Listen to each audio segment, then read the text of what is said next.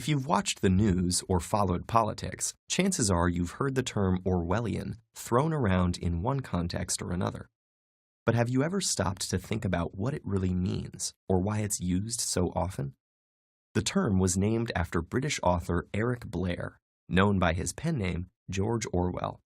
Because his most famous work, the novel 1984, depicts an oppressive society under a totalitarian government, Orwellian is often used simply to mean authoritarian.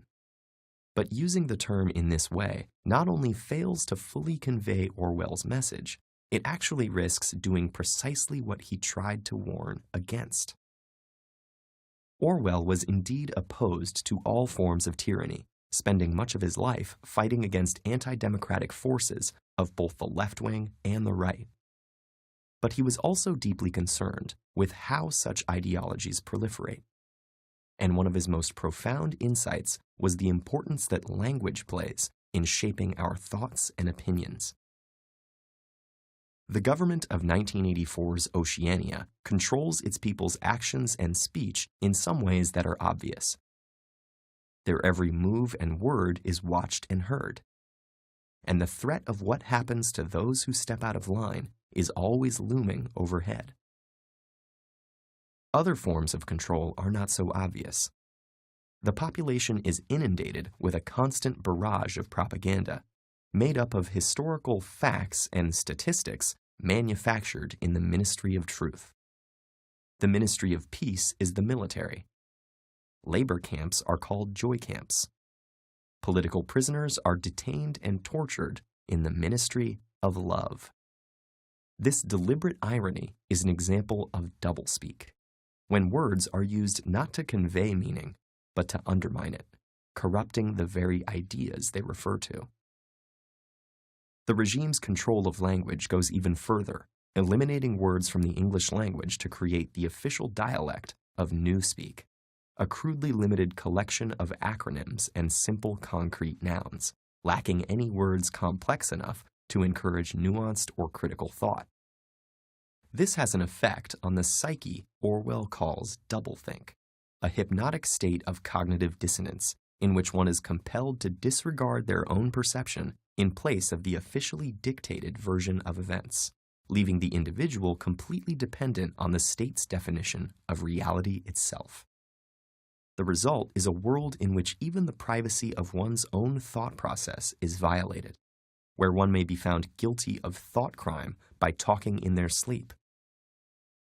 And keeping a diary or having a love affair equals a subversive act of rebellion. This might sound like something that can only happen in totalitarian regimes. But Orwell was warning us about the potential for this occurring even in democratic societies. And this is why authoritarian alone does not Orwellian make. In his essay Politics and the English Language, he described techniques like using pretentious words to project authority, or making atrocities sound acceptable by burying them in euphemisms and convoluted sentence structures. But even more mundane abuses of language can affect the way we think about things.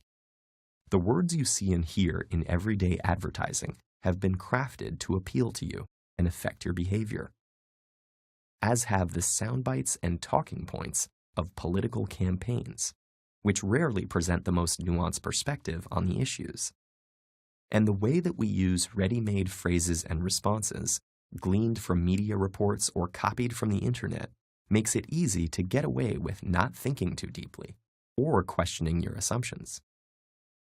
So the next time you hear someone use the word Orwellian, pay close attention. If they're talking about the deceptive and manipulative use of language, they're on the right track. If they're talking about mass surveillance and intrusive government, they're describing something authoritarian, but not necessarily Orwellian. And if they use it as an all-purpose word for any ideas they dislike, it's possible their statements are more Orwellian than whatever it is they're criticizing. Words have the power to shape thought.